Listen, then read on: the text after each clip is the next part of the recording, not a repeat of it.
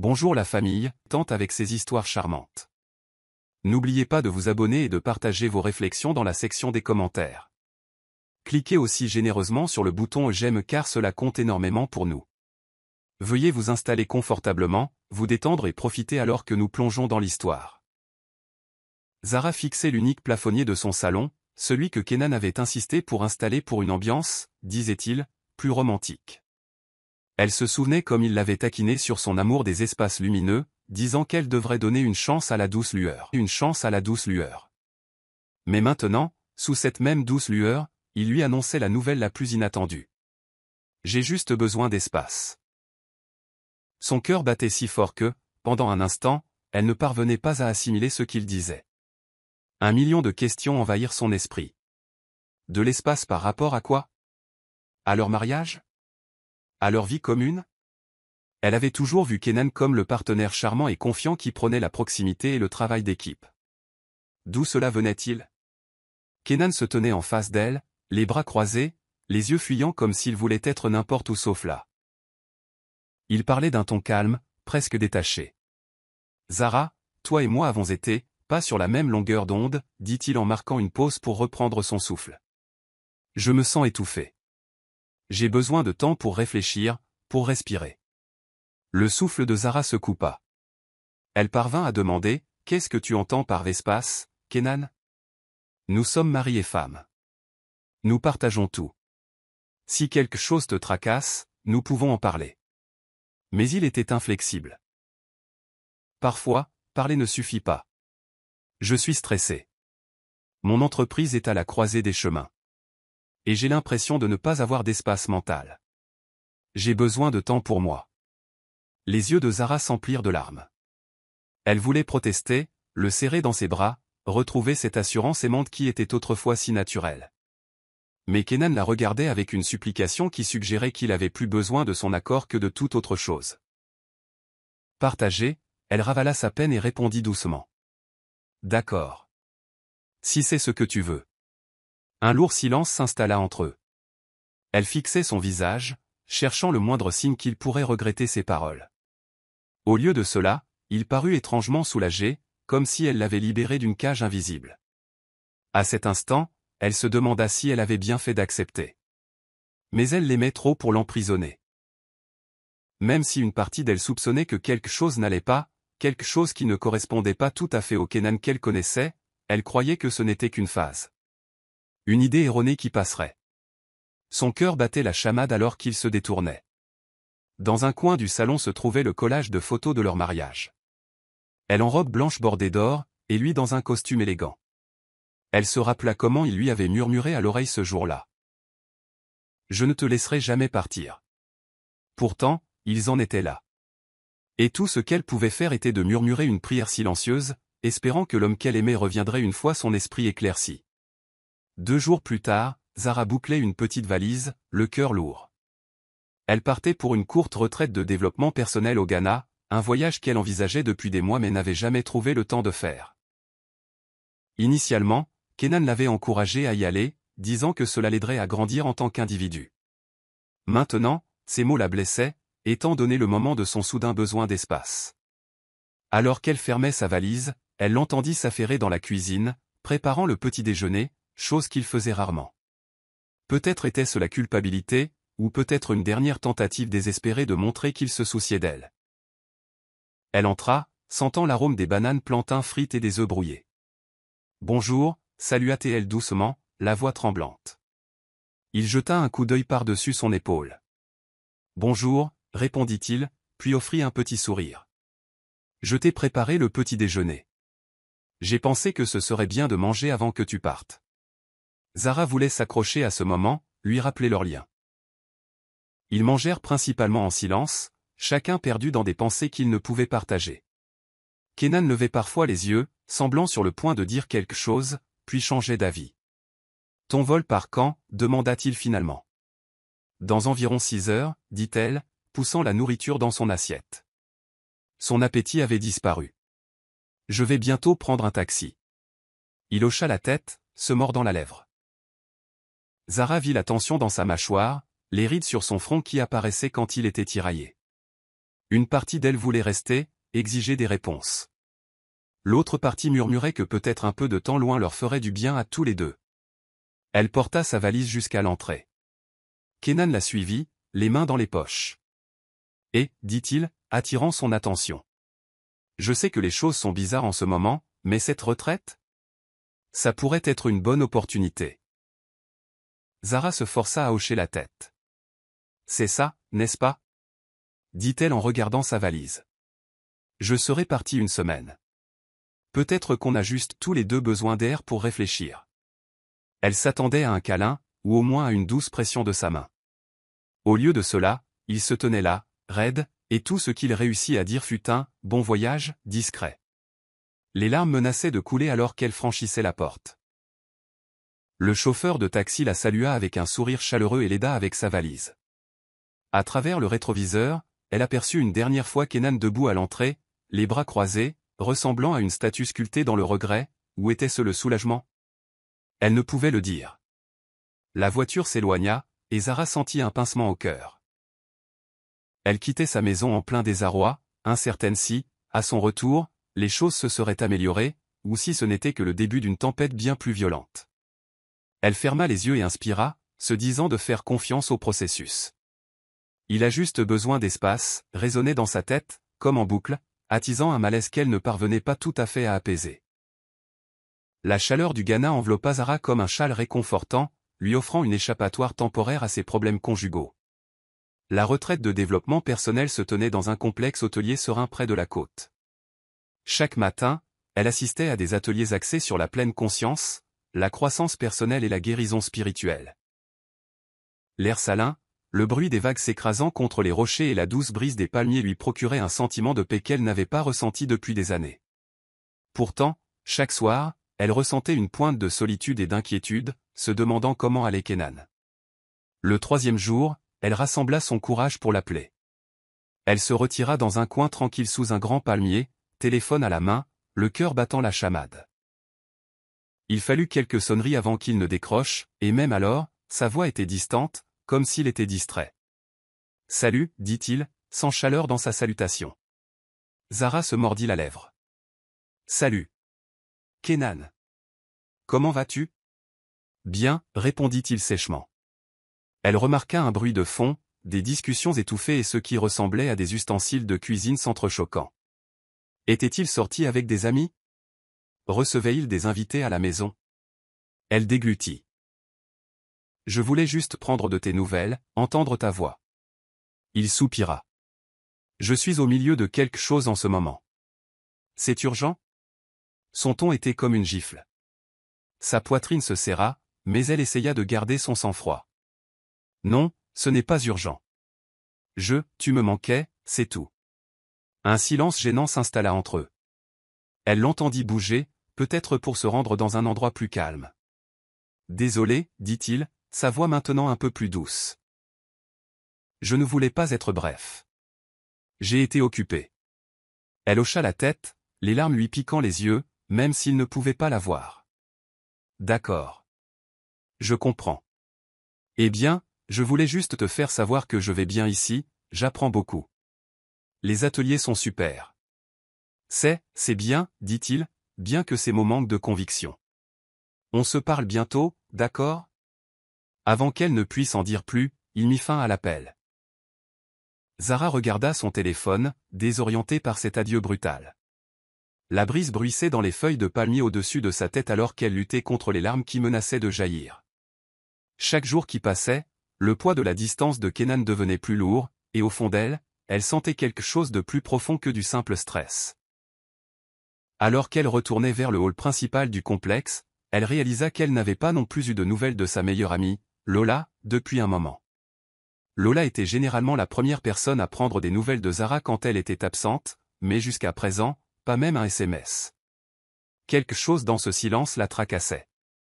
Elle se dit qu'elle était paranoïaque, attribuant le manque de communication de Lola à des emplois du temps chargés. Mais une partie d'elle savait mieux, et les questions sans réponse persistaient comme des nuages d'orage à l'horizon. La 4e nuit de la retraite, Zara ne parvenait pas à dormir. Elle erra dans l'enceinte du complexe, finissant par s'asseoir sur un banc sous des bougainvilliers en fleurs. L'air était frais et les étoiles scintillaient comme des diamants éparpillés au-dessus de sa tête. Une impulsion soudaine la poussa à appeler à nouveau Kenan. Elle jeta un coup d'œil à l'heure, presque minuit au Ghana, ce qui signifiait qu'il était encore tôt le soir chez eux. Elle composa son numéro, se préparant à une autre conversation brève et distante. À sa surprise, il décrocha rapidement cette fois. Elle l'entendit dire « Allô ». Mais sa voix fut noyée par d'autres. Zara réalisa qu'il était en pleine conversation téléphonique avec quelqu'un d'autre. La ligne avait dû se connecter accidentellement à elle. Elle se figea, incertaine de savoir si elle devait parler ou raccrocher. Puis elle l'entendit, une autre voix. Une voix de femme. Elle était faible, mais suffisamment audible pour semer l'effroi dans la poitrine de Zara. « Fais juste attention Kenan », murmura la femme. Elle pourrait t'appeler à tout moment. Nous ne voulons pas qu'elle se doute de quelque chose. Le cœur de Zara tonna. Elle essaya de distinguer les mots, pressant son téléphone plus fort contre son oreille. Il y eut des rires. Un rire intime et partagé qui donna la chair de poule à Zara. Elle entendit Kenan dire « Détends-toi, elle est au Ghana pour une semaine. On a le temps. » Les larmes montèrent aux yeux de Zara. Elle se mordit la lèvre pour s'empêcher de halter. La conversation fut brève. Puis Kenan sembla remarquer l'autre appel. Elle mit rapidement fin au sien avant qu'il ne puisse réaliser qu'elle avait tout entendu. Son corps entier tremblait. Elle avait soupçonné que quelque chose n'allait pas, mais entendre ces mots lui fit l'effet d'un seau d'eau glacée versé sur elle. Qui était la femme à l'autre bout du fil? Pourquoi Kenan riait-il si intimement avec elle? Les leçons de la retraite sur l'amour de soi et la paix intérieure semblaient lointaines à ce moment-là. Elle pressa sa main contre sa poitrine, sentant son cœur battre comme s'il allait éclater. Elle envisagea de le rappeler pour le confronter, mais réalisa qu'elle n'était pas en état émotionnel de le faire. Au lieu de cela, elle serra les poings et ravala ses larmes. Dans le silence de la nuit ghanéenne, Zara sentit son monde basculer. Une peur la rongeait, ce n'était pas seulement de l'espace qu'il cherchait, c'était une trahison qui se formait dans l'ombre. Le lendemain, Zara sauta son atelier du matin et s'assit seule sur une balançoire en bois près de l'entrée du complexe, essayant de rassembler ses pensées. La conversation qu'elle avait surprise tournait en boucle dans son esprit comme un écho lancinant. Elle fit défiler son téléphone, cherchant un SMS ou un appel manqué de Lola, mais il n'y avait rien.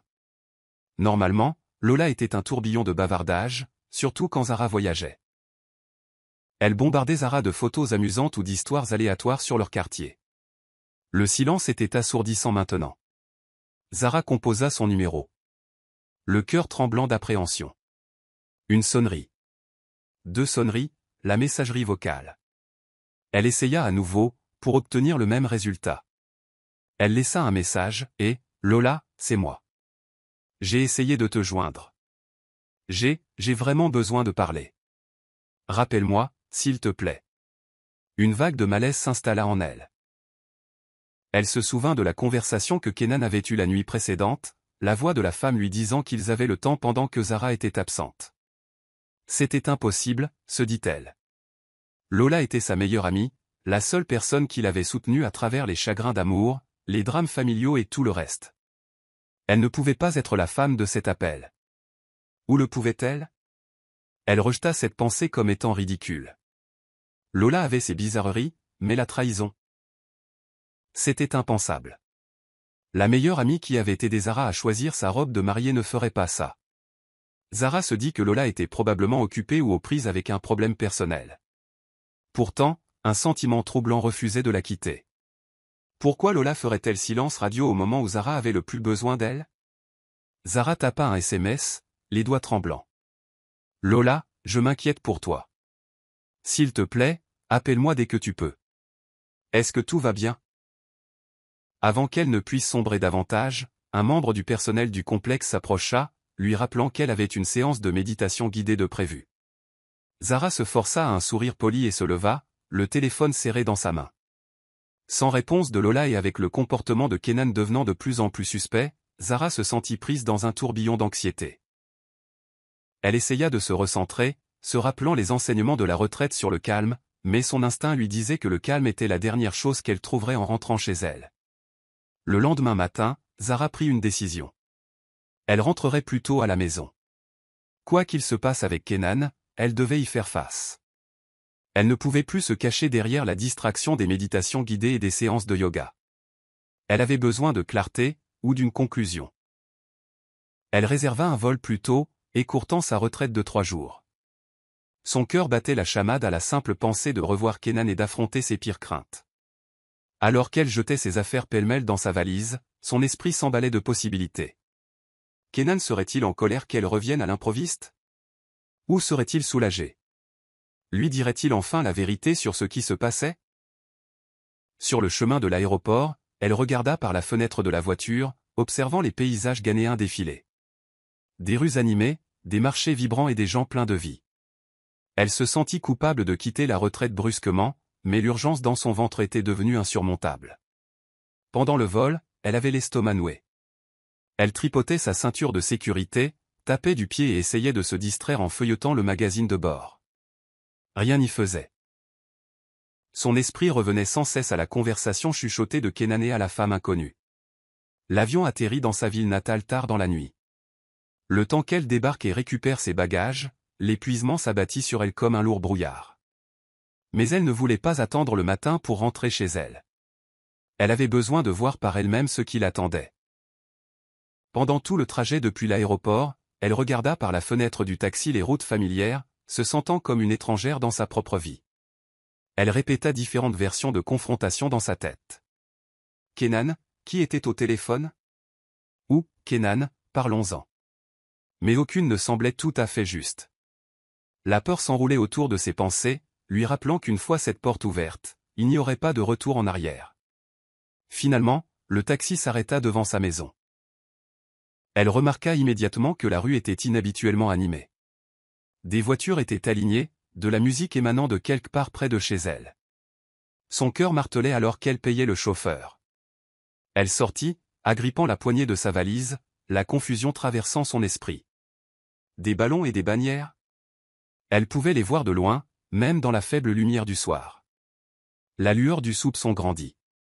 Quelque chose d'inattendu se passait, et elle n'y était pas préparée.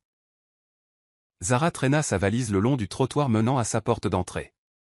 Les phares des voitures garées illuminaient des éclairs de ballons colorés attachés à la clôture. Elle remarqua des bannières roses et blanches flottant dans la légère brise. Le murmure des voix et des éclats de rire occasionnels dérivaient à travers la pelouse, comme s'il y avait une fête à l'intérieur. Son cœur battait la chamade. Ce ne pouvait pas être réel. Elle vivait dans ce quartier. Elle connaissait ses voisins. Pourquoi y avait-il une fête chez elle? En arrivant à l'allée, elle s'arrêta pour lire la bannière drapée au-dessus de sa porte. Les mots étaient partiellement masqués par des ballons, mais elle pouvait distinguer bébé miracle en grosses lettres. Son estomac se serra. Une baby shower? Elle ordonna à ses mains de cesser de trembler assez longtemps pour déverrouiller sa porte d'entrée. Elle pouvait entendre la musique battre à l'intérieur maintenant. Avec une poussée de courage, elle ouvrit la porte, et ce qui s'offrit à ses yeux était surréaliste. Son salon était rempli d'invités, de décorations et de guirlandes sur le thème des bébés. Une grande table dans le coin était chargée de cadeaux soigneusement emballés.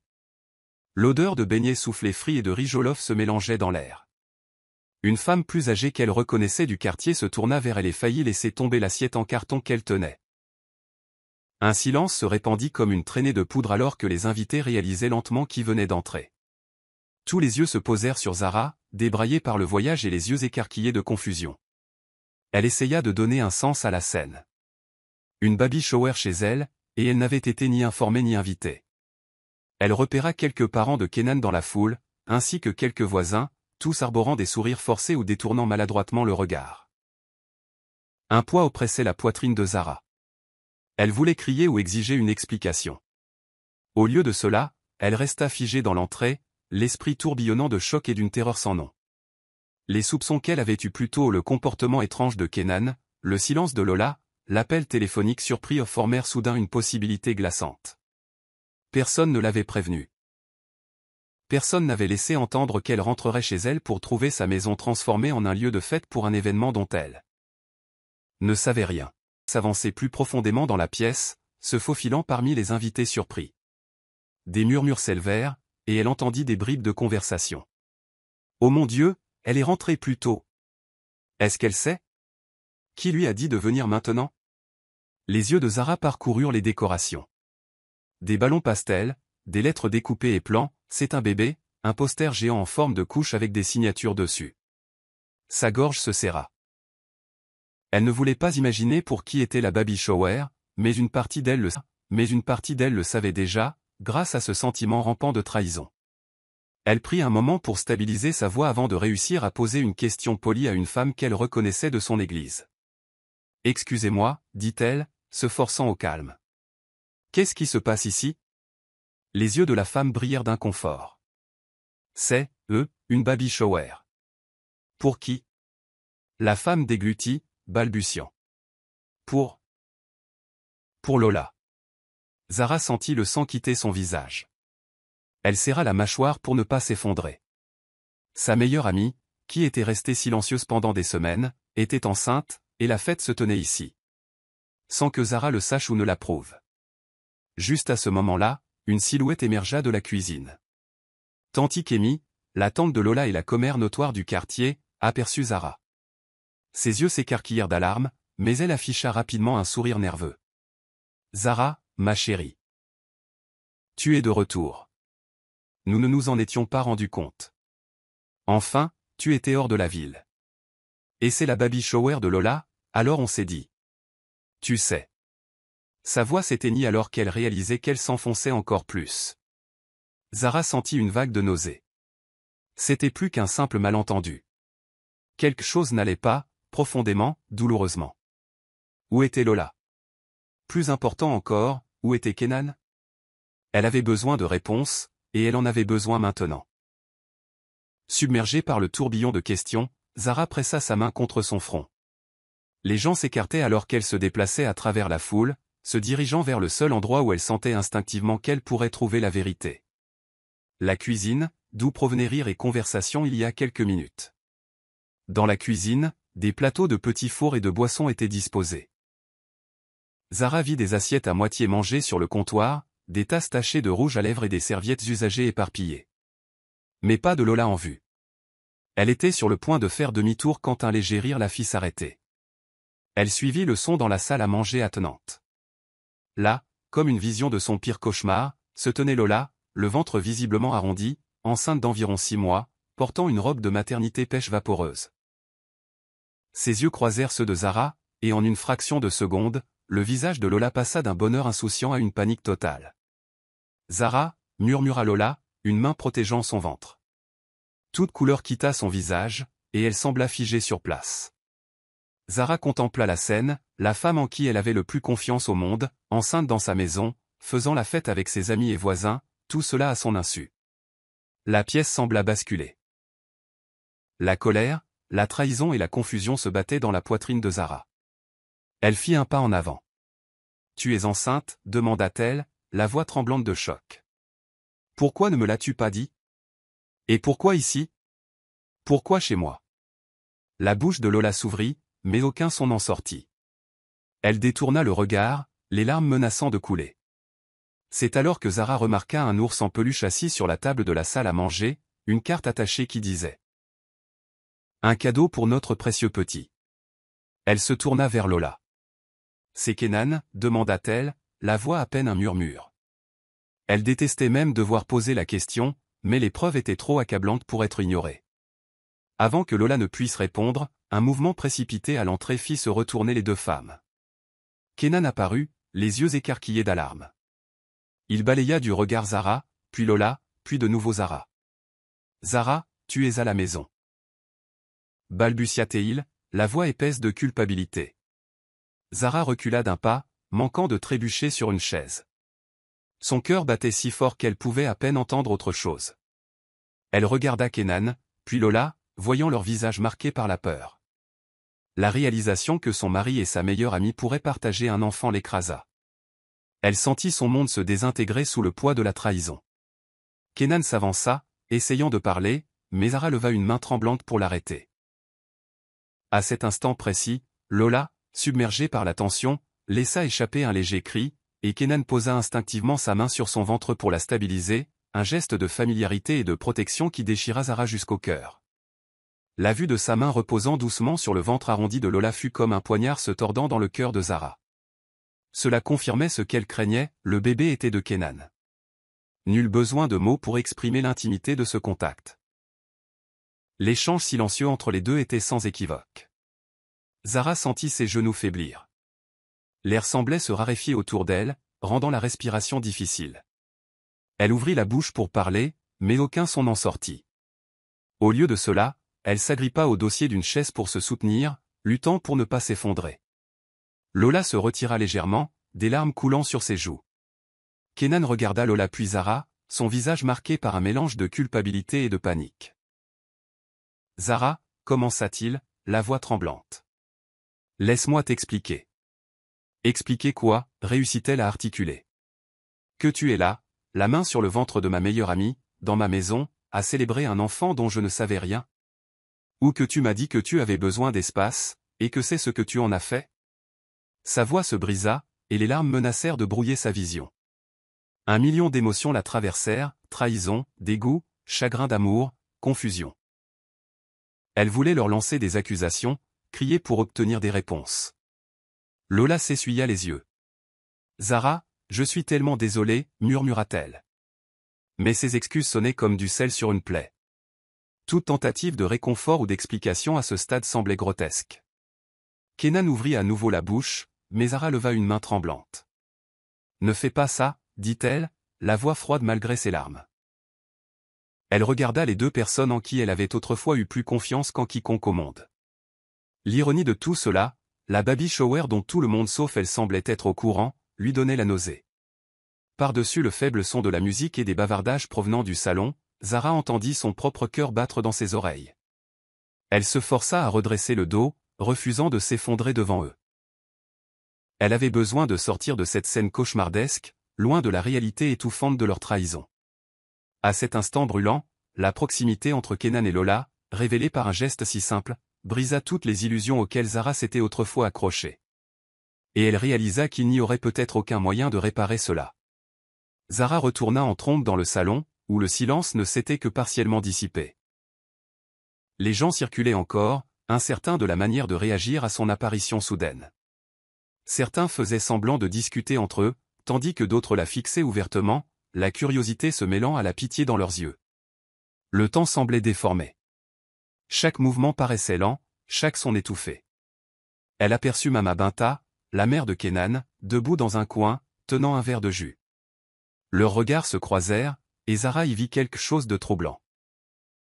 Pas de choc, pas de remords, mais une étrange résignation. Les invités commencèrent à remarquer Kenan et Lola émergeant derrière Zara. La pièce entière sembla retenir son souffle. Zara avait l'impression que son cœur allait exploser. C'en était trop. Trop de regards, trop de pitié, trop de chuchotements. Quelques parents de Lola planaient près du canapé, leur visage marqué par la culpabilité ou le défi. Zara pouvait sentir Tanti Kémy parmi eux. Cette expression familière de curiosité suffisante jouant sur ses lèvres. Elle regarda autour d'elle, cherchant son père, Monsieur Adet, ou tout autre visage familier de son côté de la famille. Elle ne vit personne. La réalisation solitaire la poignarda. Elle était entièrement seule dans cette maison de trahison. Kenan tenta de poser une main sur son épaule, mais elle se dégagea brusquement. Elle pensa au moment où il lui disait qu'elle était la seule femme pour lui, comment il l'avait guidée à travers des moments difficiles, promettant toujours qu'ils formaient une équipe. Maintenant, entourée de cadeaux de baby shower et de badauds, cette promesse sonnait creux. Le silence s'étira, une couverture de tension oppressante. Personne ne savait quoi dire. Puis, comme un écho lointain, elle entendit quelqu'un murmurer, « C'est elle, la pauvre. » La pauvre. Zara sentit le poids de ces mots. Elle en avait assez d'être prise en pitié. Elle inspira profondément, rassemblant chaque once de force pour se tenir droite. Dans son esprit, elle revoyait les innombrables fois où elle avait soutenu Lola, la loyauté indéfectible qu'elle lui avait montrée, et l'amour inconditionnel qu'elle avait donné à Kenan. Maintenant, tout cela gisait en ruine. À ce moment-là, le monde s'arrêta pour Zara. Son mariage, ses amitiés, son sens de soi. Tout ce sur quoi elle avait construit sa vie s'était brisé. Elle regarda une dernière fois la pièce, des larmes coulant sur ses joues malgré ses efforts pour les retenir, et décida qu'elle ne s'effondrerait pas devant ces gens. Elle sortirait avec la dignité qui lui restait. Une vague de fureur froide submergea Zara, éclipsant momentanément son chagrin d'amour. Elle croisa le regard de Kenan, ignorant les regards inquisiteurs des invités. « Tu as dit que tu avais besoin d'espace. » Siffla-t-elle, la voix tremblante de colère et de trahison. « De l'espace pour ça. » Kenan parut peiné, mais ses mains tressaillirent comme s'il voulait lui saisir le bras. « Zara, s'il te plaît, parlons quelque part en privé. » Mais Zara ne se souciait plus de la vie privée. Sa voix s'éleva, résonnant de chaque once de douleur qu'elle ressentait. « De l'espace. C'est ce que tu m'as dit. Pendant que tu étais ici en train de planifier un enfant avec ma meilleure amie. » Elle désigna Lola, qui se tenait en arrière-plan, des larmes tachant ses joues, ses mains protégeant son ventre. Une vague de halètements parcourut la foule. Certains invités baissèrent les yeux, tandis que d'autres regardaient le drame se dérouler avec une fascination morbide. Zara n'arrivait pas à croire que c'étaient les mêmes voisins et amis qui avaient autrefois célébré son union avec Kenan. Kenan essaya de stabiliser sa voix. « Ce n'était pas prévu comme ça, balbutia-t-il. Les choses sont juste arrivées. On s'est rapprochés, et... » « Arrête, claqua Zara, sentant une montée d'indignation. Les choses n'arrivent pas juste comme ça. Tromper n'est pas un accident. C'est un choix. Elle sentit des larmes de rage lui brûler les yeux, mais refusa de les essuyer. Je t'ai donné de l'espace parce que je croyais en notre mariage. Et c'est ce que tu en as fait. Ces mots tranchèrent le silence de la pièce. Kenan avait l'air de vouloir que le sol l'engloutisse, et quelques badauds se dirigèrent discrètement vers la porte, incapables de supporter plus longtemps d'assister à la confrontation. Pendant ce temps, certains restaient, rivés par le drame qui se déroulait. Les épaules de Zara tremblaient sous le poids de tout ce qu'elle venait de découvrir. Elle se tourna vers Lola, la voix vacillante. « Pourquoi » demanda-t-elle, ses yeux cherchant le visage de son amie. « De toutes les personnes, pourquoi toi » Lola pinça les lèvres. Ses larmes étaient silencieuses, mais ses yeux disaient beaucoup de regret, de confusion et de honte. Pourtant, aucune réponse qu'elle pourrait donner n'effacerait la trahison. Zara réalisa qu'elle n'obtiendrait jamais d'explication satisfaisante. Le mal était déjà fait. Un lourd silence suivit. À ce moment-là, Zara sentit la gravité de ses rêves brisés l'écraser. Elle avait tant de questions. Pourquoi c'était arrivé, quand ça avait commencé, comment ils avaient pu la trahir si intimement, mais aucune de ces réponses n'apporterait de soulagement maintenant. Elle était face à la cruelle réalité. L'homme qu'elle aimait et l'ami en qui elle avait confiance avaient trahi sa confiance de la pire des manières. Kenan balbutia, essayant d'offrir un semblant de justification. « Zara, je n'ai jamais voulu te faire de mal. Je... » Elle le coupa, la voix étranglée d'incrédulité. « Jamais voulu me faire de mal ? Tu as mis enceinte ma meilleure amie. Ce n'est pas une erreur anodine, c'est la trahison ultime. » Lola s'approcha avec précaution, des larmes brillant dans ses yeux. Zara, réussit-elle à dire, la voix tremblante. C'est juste arrivé. Je traversais une période difficile. Kenan était là pour moi. Nous n'avions pas prévu ce bébé, mais... Elle s'interrompit, les larmes débordant. Nous ne voulions vraiment pas te faire de mal. Les yeux de Zara brillèrent. N'ose pas réduire ma douleur à un accident, cracha-t-elle. Ce sont des mois de tromperie. Vous aviez toutes les occasions d'arrêter. Elle inspira brusquement, luttant pour maintenir son sang-froid. Et le pire, c'est que vous avez tous les deux eu l'audace d'organiser une baby shower chez moi. Pensiez-vous que je ne reviendrai jamais ? Que je disparaîtrais pour que vous puissiez jouer à la petite maison ? La lèvre de Lola trembla. Je suis désolé, Zara. Si je pouvais remonter le temps. Mais tu ne peux pas, claqua Zara. Elle sentit une vague de fureur se mêler au chagrin d'amour dans ses veines. Et ne m'insulte pas avec des excuses bidons après tout ce que tu as fait. Le murmure des badauds s'intensifia. Certains secouaient la tête en signe de désapprobation des actions de Lola et Kenan, tandis que d'autres semblaient partagés, incertains de la manière de réagir. Zara remarqua Mama Binta qui rôdait en arrière-plan, son expression de pierre. Le silence de la femme plus âgée était assourdissant, et quelque chose dans son attitude glaça Zara. Kenan inspira. Un souffle tremblant s'échappa de ses lèvres. On va arranger ça. Non, intervint Zara, la voix résolue. C'est vous qui allez arranger ça. Je ne veux rien avoir à faire avec ça. Son regard se déplaça lentement entre eux deux. Quelle que soit la vie que vous voulez construire, quel que soit l'avenir que vous pensez avoir, ne comptez pas sur moi. Elle sentit la finalité de ces mots résonner dans sa poitrine. Elle en avait assez d'écouter des justifications faibles et des excuses bidons. Aucune explication ne pouvait réparer les dégâts ni guérir son cœur brisé. L'esprit de Zara s'emballa à la réalisation qu'à un moment donné, elle devrait rassembler ses affaires, régler les questions financières et faire face à un avenir où elle ne serait peut-être plus la femme de Kenan ni l'amie de Lola. Mais c'était un problème pour un autre jour. Ce soir-là, elle avait simplement besoin de respirer et de se souvenir de qui elle était, au-delà de la douleur. Alors que Zara se retirait de la confrontation, elle entendit une voix l'appeler. Elle se tourna pour voir Mama Binta s'avancer, le menton levé avec une fierté matriarcale qui avait autrefois réconforté Zara. Maintenant, cela semblait menaçant. « Zara, dit Mama Binta. Cette affaire te concerne, Kenan et Lola. Mais tu dois comprendre, mon fils a besoin d'avoir un enfant. Lola lui donne ce que tu n'as pas pu lui donner. » Zara se figea, une douleur brute traversant ses traits. Elle savait que Mama Binta ne s'était jamais vraiment attachée à elle.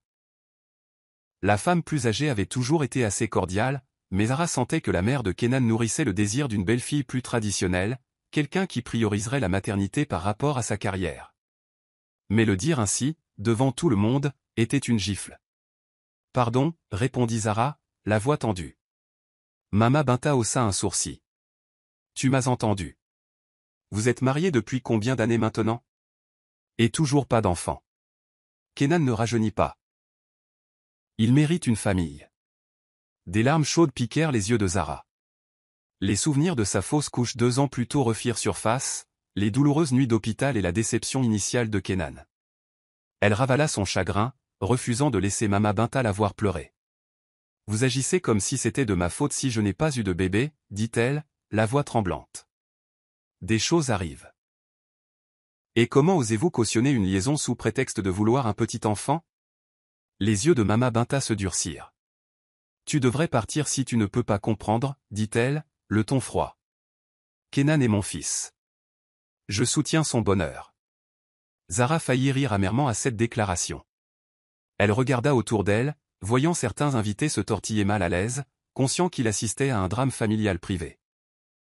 La loyauté indéfectible de Mama Binta envers Kenan au détriment de la dignité de Zara la coupa comme un couteau. « Le bonheur de votre fils, murmura Zara. Et mon bonheur?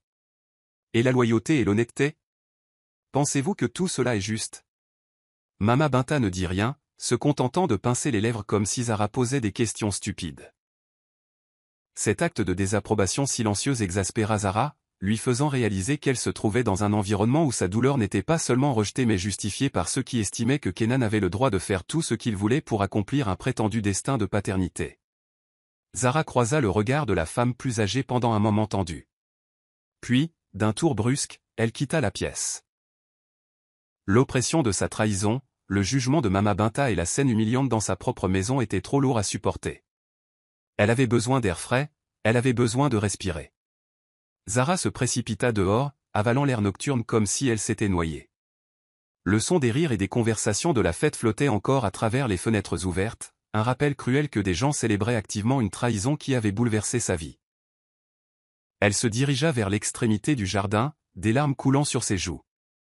Dans l'ombre près de la clôture, elle aperçut une silhouette qu'elle reconnut instantanément. Son père, Monsieur Adet. C'est pas faiblir. Elle ne l'avait pas vu à l'intérieur, et la vue de lui debout là, les bras croisés, les yeux fixés sur le sol, la remplit d'une nouvelle agitation. « Papa » appela-t-elle doucement, la voix brisée. « Qu'est-ce que tu fais ici? » M. Adet leva les yeux, un mélange de honte et de tristesse dans le regard. C'était un homme émotionnellement distant, pas du genre à offrir des étreintes chaleureuses ou des mots apaisants. Mais il avait toujours été son père, l'homme dont elle avait cherché l'approbation toute sa vie. « Je. » commença-t-il, la voix rauque. « Je suis venu parce que la mère de Kenan me l'a demandé. Je savais que Lola était enceinte. » Zara sentit ses genoux faiblir. La trahison devint plus lourde. Son propre père avait su. Elle le regarda. Incrédule. Les larmes montèrent. « Tu savais, murmura-t-elle. Et tu ne m'as rien dit. Son visage tressaillit de remords. Zara, écoute, je pensais que c'était quelque chose que tu découvrirais avec le temps. Je ne voulais pas me mêler. Te mêler, répéta-t-elle, la voix s'élevant. Je suis ta fille. Tu es resté là et tu les as laissés organiser cette baby shower chez moi sans me le dire. Monsieur Adé baissa les yeux. Les choses sont compliquées. Murmura-t-il. Murmura-t-il. Ils ont dit qu'ils ne voulaient pas te faire de mal, qu'ils trouveraient le bon moment pour te le dire. Zara sentit un rire amer monter en elle. Clairement, ils ont attendu le bon moment, dit-elle en désignant la maison. Alors tu savais pour la liaison de Kenan avec Lola, et tu as juste laissé faire? Ses yeux brûlaient de larmes et de colère. Comment as-tu pu me faire ça? Monsieur Adé passa une main sur son crâne chauve. Soupirant lourdement. Je suis désolé, Zara. Je n'ai pas bien géré ça. Elle enroula ses bras autour d'elle, se sentant plus seule que jamais. Tous ceux en qui elle avait eu confiance, son mari, sa meilleure amie, sa belle-mère, et maintenant son propre père l'avaient déçue d'une manière ou d'une autre. C'était trop à assimiler. Elle voulait lui crier dessus, mais tout ce qu'elle put faire fut de sangloter. « J'avais besoin de ta protection, murmura-t-elle. Ou au moins de ton honnêteté. » Il tenta de poser une main sur son épaule, mais elle se recula. La vue du regret de son père ne fit qu'amplifier son sentiment de trahison. Elle était fatiguée des explications bien intentionnées. Fatiguée que tout le monde agisse comme si un secret aussi monumental pouvait être caché pour son propre bien. Sans un mot de plus, Zara se retourna et retourna vers la maison. Elle ne savait pas où elle allait, seulement qu'elle devait s'extirper de ce gouffre de tromperie dans lequel tout le monde autour d'elle semblait se complaire. Tremblante, Zara rentra dans son salon autrefois confortable, qui lui semblait maintenant étranger et violé. Elle trouva un coin tranquille à l'abri des regards indiscrets et se laissa glisser contre le mur, la tête entre les mains. Des images et des souvenirs affluèrent dans son esprit en succession rapide.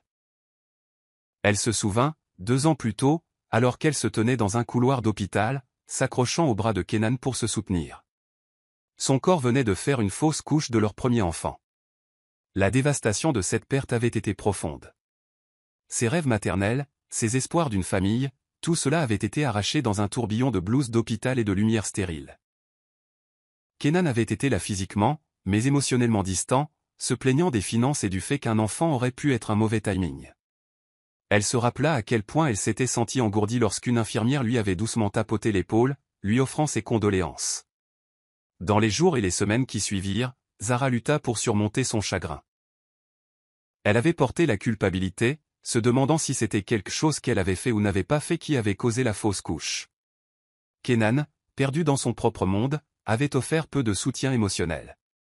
Il était retourné au travail presque immédiatement et passait de plus en plus de temps absent. Lorsque Zara avait essayé de parler de sa douleur, il avait rejeté ses larmes, lui disant d'être forte. Une vague de colère la ramena brutalement au présent. « Il ne me mérite pas. » pensa-t-elle amèrement. C'était un homme qui n'avait pas pleuré avec elle, qui ne l'avait pas consolée, et pourtant il avait trouvé le temps de nouer une relation intime avec sa meilleure amie, aboutissant à la grossesse qu'il célébrait maintenant publiquement. Les larmes coulaient sur son visage, alimentées par le chagrin et un sentiment de profonde injustice.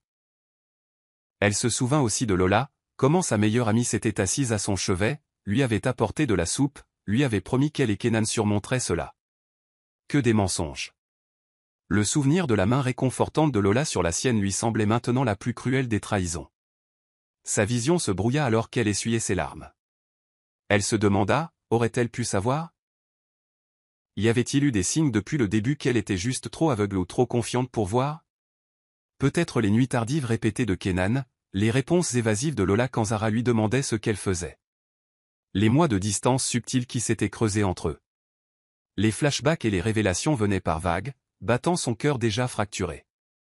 Elle ferma les yeux et inspira, essayant de se recentrer. Aussi douloureux que soient les souvenirs, ils ravivèrent également une étincelle de survie en elle. Elle avait enduré la fausse couche. Elle pouvait endurer cela aussi. Ou du moins, elle l'espérait. Rassemblant son courage, Zara se leva de sa cachette dans le coin.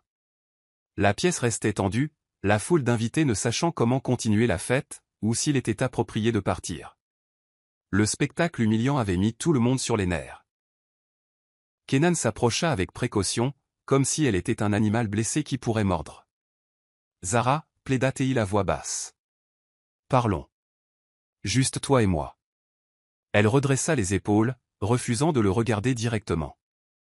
Il n'y a plus rien à dire, répondit-elle, le ton vide. Je pars. Tu pars? Où vas-tu? Demanda Kenan, la panique s'insinuant dans ses yeux. N'importe où sauf ici, siffla Zara.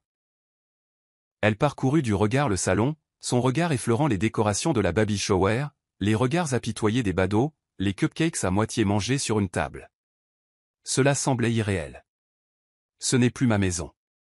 Kenan blêmit, réalisant apparemment que c'était réel, qu'elle partait vraiment. Lola, qui se tenait à proximité, laissa échapper un léger sanglot. Zara l'ignora, enjambant les sacs cadeaux et les souvenirs de fête alors qu'elle se dirigeait vers la porte d'entrée. Tanti Kémy, la tante de Lola, tenta d'intervenir. Zara, attends, s'il te plaît. N'agis pas de manière impulsive. Nous pouvons gérer cela en privé. Zara lui lança un regard qui la fit taire instantanément. En privé? La trahison avait été étalée aux yeux de tout le quartier. Elle sortit, laissant l'air frais de la nuit lui caresser le visage rougi. Une vague de soulagement accompagna la brise fraîche. Elle aperçut quelques voisins qui la regardaient bouche bée depuis leur porche, ayant sans doute entendu l'agitation. Mais elle s'en fichait. Elle se dirigea directement vers le trottoir, téléphone à la main, prête à appeler un taxi. Derrière elle, elle entendit la voix de Kenan résonner dans la nuit, l'appelant. Elle ne se retourna pas. Elle ne lui donnerait pas cette satisfaction. Peut-être, dans un scénario différent, serait-elle restée pour parler, pour trouver une conclusion. Mais l'impudeur d'une baby shower dans sa propre maison, avec sa meilleure amie au centre, avait éteint tout désir de discussion calme. Alors qu'elle atteignait le bout du pâté de maison, un taxi s'arrêta, le chauffeur baissant sa vitre avec un regard interrogateur. Zara monta, ignorant les larmes qui coulaient sur ses joues. Le chauffeur la regarda dans le rétroviseur mais ne dit rien. Elle lui était reconnaissante de ce silence. Lorsque la voiture s'éloigna, elle jeta un dernier regard fugace à la maison. Un tourbillon d'émotions la submergeait, colère, chagrin, trahison, même un soupçon de soulagement. Elle ne savait pas ce que l'avenir lui réservait, mais pour l'instant, elle sortait la tête haute, refusant de se laisser briser devant ces traîtres. En l'espace d'une journée, Zara trouva un modeste appartement d'une chambre en périphérie de la ville. Ce n'était pas luxueux, mais c'était un toit au-dessus de sa tête qui offrait l'intimité dont elle avait si désespérément besoin. Elle paya la caution avec ses économies personnelles. De l'argent qu'elle avait mis de côté pour un avenir qu'elle pensait partager avec Kenan. L'appartement était sommairement meublé lorsqu'elle emménagea. Un simple canapé, une petite table à manger et un lit. Elle installa son ordinateur portable dans un coin du salon, déterminée à rester occupée. Son expérience professionnelle était dans le marketing et l'image de marque, et elle avait parfois fantasmé de lancer sa propre plateforme de style de vie et de bien-être. C'était un rêve qu'elle pensait autrefois entreprendre avec le soutien de Kenan. Maintenant, elle décida de le faire seule. Chaque jour, Zara se levait tôt. Elle se forçait à faire une courte méditation, une routine qu'elle avait adoptée pendant son bref séjour à la retraite au Ghana.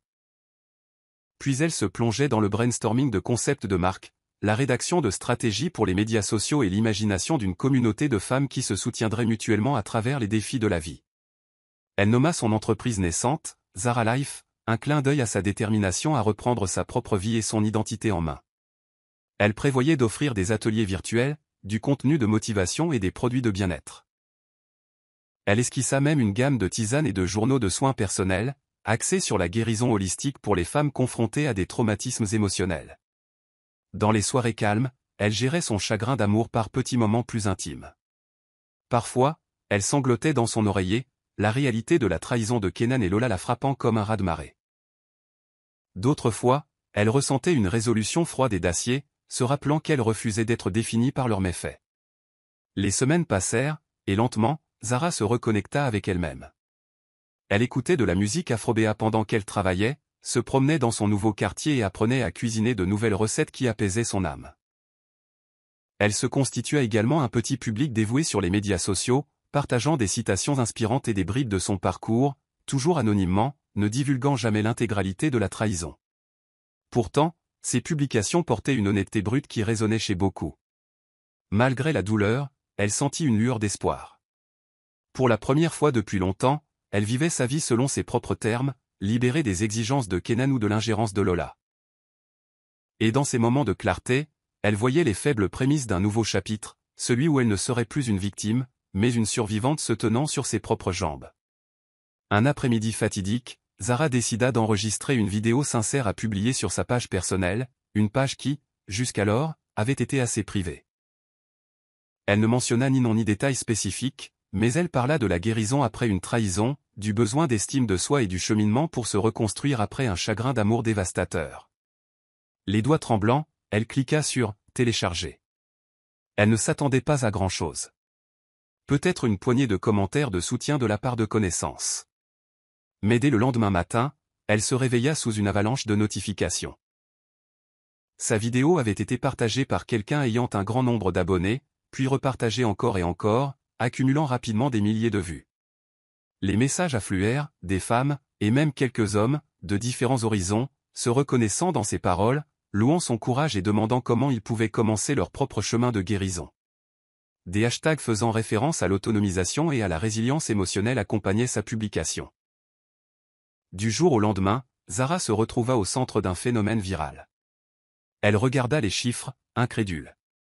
Son coin tranquille d'Internet avait explosé en une communauté animée. Plutôt que de se sentir intimidée, elle ressentit un regain de détermination. Elle répondit aux commentaires, offrant des mots d'encouragement et des liens vers d'autres ressources sur la guérison et les soins personnels. La nouvelle de sa marque naissante, Zara Life, se répandit. Des invitations pour des interviews en tant qu'invitée sur de petits podcasts commencèrent à arriver. Des gens lui demandèrent de prendre la parole lors de groupes de soutien pour femmes. Elle avait, sans le savoir, touché une corde sensible commune: l'infidélité, le chagrin d'amour et la découverte de soi, et offert une voix d'empathie. Au milieu de ce succès viral, Zara réalisa autre chose. Elle ne souffrait plus dans l'isolement. Son histoire avait transcendé ses circonstances personnelles, devenant une lueur d'espoir pour les autres. Elle vit la graine d'une communauté solidaire se former, chaque personne soutenant l'autre. Bien que la douleur de la trahison persistât, chaque jour de messages positifs lui rappelait qu'elle n'était pas seule. Elle avait trouvé une tribu de survivants qui reconnaissaient sa force et l'encourageaient. Et en l'encourageant, il l'aidait à guérir, un commentaire encourageant à la fois. Avec son histoire devenue virale, les offres et les collaborations commencèrent à affluer. Un site web populaire sur le style de vie la contacta, demandant à Zara d'écrire une chronique hebdomadaire sur la résilience émotionnelle. Puis vint une petite maison d'édition, intéressée à compiler ses publications sur les réseaux sociaux en un court e-book. Tout se passait si vite, mais Zara se sentait pleine d'énergie, comme si elle avait enfin trouvé le chemin qu'elle était censée emprunter. Elle mit toute son âme dans Zara Life. Elle affina sa stratégie de marque, créa un site web professionnel et organisa des événements en ligne axés sur la guérison holistique. Comme des cours de yoga virtuels, des séances de pleine conscience et des discussions de thérapie de groupe. Elle engagea une petite équipe de freelance, un graphiste, un monteur vidéo et un représentant du service clientèle pour gérer le flot de mails. L'élan se construisit sur lui-même. Bientôt, Zara Life compta des milliers d'abonnés, puis des dizaines de milliers. Le slogan de la marque, « Fleurir après la tempête », devint un cri de ralliement pour ceux qui avaient connu l'adversité. Le chagrin d'amour antérieur de Zara devint le fondement de son empire, un témoignage vivant de l'idée que les morceaux brisés pouvaient être réarrangés en un chef-d'œuvre. Les médias commencèrent à la surnommer une influenceuse montante dans le domaine du bien-être et de l'autonomisation des femmes. Ses photos ornaient des articles en ligne, et ses citations devinrent des mèmes viraux. Les intervieweurs étaient impressionnés par son authenticité. Elle ne prétendait pas être parfaite ou complètement guérie. Elle admettait ses luttes contre les cauchemars, l'anxiété et les larmes. Mais elle mettait également en valeur le pouvoir d'aller de l'avant, cicatrices et tout.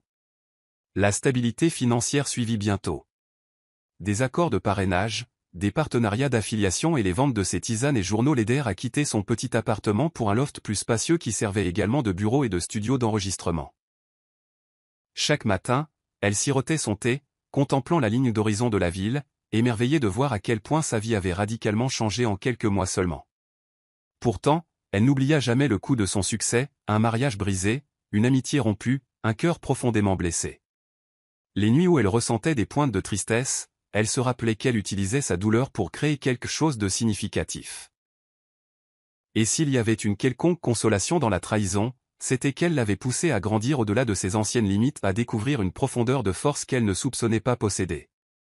Pendant que l'étoile de Zara montait, la relation de Kenan et Lola traversait des eaux agitées. Des rumeurs parvinrent à Zara par des connaissances communes, l'entreprise de Kenan était en difficulté, et Lola se trouvait dépassée par les réalités de la grossesse et le jugement public. Les gens du quartier chuchotaient dans leur dos, les jugeant pour l'affaire flagrante qui avait si publiquement blessé Zara. Le fiasco de la baby shower était également devenu viral à sa manière. Des photos et des vidéos divulguées circulèrent sur les réseaux sociaux, dépeignant Kenan comme le mari infidèle qui avait organisé une fête somptueuse pour sa maîtresse dans la maison de sa femme. La condamnation fut rapide et féroce. Ses partenariats commerciaux vacillèrent, certains clients se retirant discrètement. Les investisseurs perdirent confiance, remettant en question son jugement et son éthique. À l'intérieur de cette maison troublée, Lola luttait contre sa propre culpabilité. Elle s'attendait à une romance de conte de fées une fois que Kenan aurait reconnu la grossesse, mais la réalité s'avéra moins rose.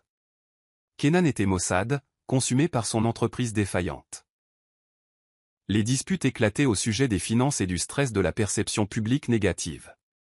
Leur nuit se terminait souvent par un silence tendu, ponctué de larmes et d'appels téléphoniques étouffés. Mama Binta, qui avait autrefois défendu Lola comme la meilleure épouse, se retrouvait à éviter les voisins qui lui lançaient des regards accusateurs. Elle reprochait à Lola de ne pas être plus docile, de se plaindre de sa situation au lieu de compter ses bénédictions d'avoir l'enfant de Kenan. Mais la conscience de Lola pesait lourdement sur elle. Elle portait un enfant dans une maison pleine de honte et de troubles. Son ancienne amitié avec Zara lui manquait. Malgré la trahison, elle avait vraiment aimé Zara comme une amie autrefois. Maintenant, elle était isolée, avec seulement le soutien tiède de Mama Binta et les finances chancelantes de Kenan. Pendant tout ce temps, les rumeurs se répandaient. Certains prétendaient que Lola et Kenan se battaient violemment. D'autres disaient que Lola envisageait de retourner vivre avec Tanti Kémy. Quelle que soit la vérité, les fissures dans leur nouvelle relation s'élargissaient. L'arrivée imminente de l'enfant ajoutait de la pression plutôt que du soulagement, chaque jour les entraînant plus profondément dans une réalité qu'ils n'avaient pas pleinement anticipée. Au marché local, Mama Binta marchait rapidement entre les étals, la tête baissée pour éviter le contact visuel. Elle pouvait presque sentir les regards des autres femmes qui chuchotaient entre elles. Autrefois, elle avait porté avec fierté son statut de mère de Kenan, l'homme d'affaires prospère. Elle s'était vantée de la belle-fille potentielle qu'il méritait. Mais maintenant, le rêve qu'elle avait construit avait tourné au vinaigre. Les rumeurs sur le scandale avec Zara et Lola tourbillonnaient, devenant plus salaces à chaque répétition. Certains prétendaient que Mama Binta avait orchestré toute l'affaire, poussant Lola dans les bras de Kenan pour s'assurer un petit enfant. D'autres disaient qu'elle avait toujours méprisé Zara et était soulagée de la voir partir. Rien de tout cela ne peignait Mama Binta sous un jour favorable. Sa honte s'approfondissait chaque fois qu'elle entendait des rires ou des phrases moqueuses comme « bébé miracle » lancées sarcastiquement. Les commerçants qui la saluaient autrefois chaleureusement lui offraient maintenant des hochements de tête secs ou l'évitaient complètement. Même le groupe de prière local auquel Mama Binta assistait était devenu gênant. Les femmes qui la louaient autrefois pour avoir élevé un fils aussi respectable la traitaient main. Tenant comme un exemple à... Pire encore, les propres frustrations de Kenan se répercutaient sur leur relation. Il lui reprochait de l'avoir encouragée à poursuivre la paternité avec Lola. Il soulignait à quel point la publicité négative affectait son entreprise déjà en difficulté. Et bien que Mama Binta crut toujours avoir agi dans le meilleur intérêt de son fils, elle commença à se demander si sa loyauté indéfectible n'avait pas eu un coût trop élevé. Nuit après nuit, elle restait assise dans son salon, les stores baissés, essayant d'ignorer les disputes entre Kenan et Lola dans la pièce voisine. Elle pensait à Zara et ressentait une pointe de quelque chose qui s'approchait du regret. Peut-être que si elle avait fait preuve de plus de compassion, si elle avait offert à Zara une réelle chance, ils ne seraient pas tous dans ce pétrin. Mais le regret était une émotion privée qu'elle n'osait pas exprimer à voix haute, et encore moins à son fils. Elle choisit plutôt de l'enfouir, maintenant une façade de résolution. Pourtant, chaque jour qui passait, sa honte grandissait, projetant une ombre qui semblait impossible à fuir. Un après-midi, alors que Zara terminait une session de questions-réponses en direct pour sa communauté Zara Life, son téléphone vibra sans cesse. Elle mit fin à la diffusion en direct et vérifia les notifications. Plusieurs appels manquaient de Kenan. Son cœur battait la chamade, les souvenirs de la trahison remontant à la surface. Elle ne lui avait pas parlé depuis la nuit où elle était partie. La curiosité et une colère résiduelle se heurtaient dans son esprit. Après un moment d'indécision, elle décida de décrocher lors de son prochain appel. Sa voix semblait tendue. « Zara ? Salut. » Elle prit une inspiration. « Que veux-tu, Kenan ?» Il hésita, le silence épais. « J'ai besoin de te voir, pouvons-nous parler ? » « S'il te plaît. » « À propos de quoi ?» demanda-t-elle, gardant un ton ferme. Elle se rappela le chemin parcouru, elle n'était plus la même femme qui s'effondrerait à ces mots. « Mon entreprise est, ce n'est pas bon. Les investisseurs se retirent. Les gens cancanent. J'ai besoin de tes conseils, admit-il, la voix vacillant de désespoir. » Zara faillit rire d'incrédulité. Après tout ça, il avait l'audace de venir lui demander des conseils commerciaux ? Kenan, dit-elle, la voix dégoulinant d'ironie.